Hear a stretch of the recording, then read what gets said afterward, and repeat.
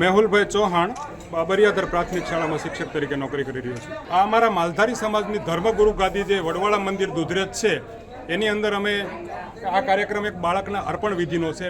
જે બાળકો હોય છે નાનું બાળકથી જ એને સાધુ બનાવી દેવામાં આવે છે અને અર્પણ કરવા માતા પિતાની રાજી ખુશીથી એને દુધરેજની જગ્યાની અંદર બાપુને સોંપે છે. ત્યારબાદ જે પૂજ્ય કણીરામ બાપુ છે એ અમારે એ બાળકને ભણાવી ગણાવી અને મોટા શાસ્ત્રી બનાવે, કથાકાર બનાવે એવા દાખલા પણ છે કે બાપુએ બાળ અવસ્થામાંથી કોઈ પણ કુટુંબે મૂક્યો હોય દુધરેજમાં તો એને ભણાવી ગણાવી મોટો શાસ્ત્રી બનાવી અને ભાગવત કથાકાર બનાવે એવા દાખલા પણ છે. ઘણા બધા એવા સંતો છે કે જે ભાગવત કથા વાંચે છે. બાબુભાઈ છે એમણે નાના જે દેવેન્દ્રદાસ જે છે એમના પુત્ર એમને અર્પણ કરેલા છે. અગાઉ પણ લુણી પરિવાર, આ બેડિયા ગામના અગાઉ પણ લુણી પરિવારમાંથી એક ધર્મદાસ બાપુને દુધરેજની જગ્યામાં છોપેલા છે.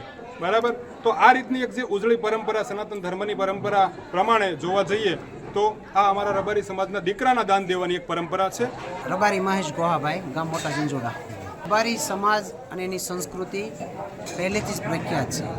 વડવાળા મંદિર દુધરેજ સમગ્ર રબારી સમાજ માટે આસ્થાનું કેન્દ્ર રહ્યું છે અને ત્યાંની આદિ અનાદિથી એની પરંપરા હાલી આવે છે કે રબારી સમાજના લોકો પોતાના દીકરાને ત્યાં અર્પણ કરે છે, દાન આપે છે. જેવી રીતે કોઈ પૈસાનું દાન આપે, કોઈ મિલકતનું દાન આપે, કોઈ દીકરીનું દાન આપે, આ સમાજ દીકરાઓના દાન આપે છે. તો એવો જ એક પ્રસંગ અહીંયા હતો. આજે બાબુભાઈ અને દયાબેન લુણીના સુપુત્ર શ્રી દેવેન્દ્ર દાસ બાપુની અર્પણ વિધિ આજે બેડિયા ગામે લુણી પરિવારના આંગણે હતી અને કણીરામ બાપુની સાક્ષીમાં એમણે પોતાના પુત્રને દુધરેજ વડવાળા મંદિરની જગ્યામાં અર્પણ કરે છે.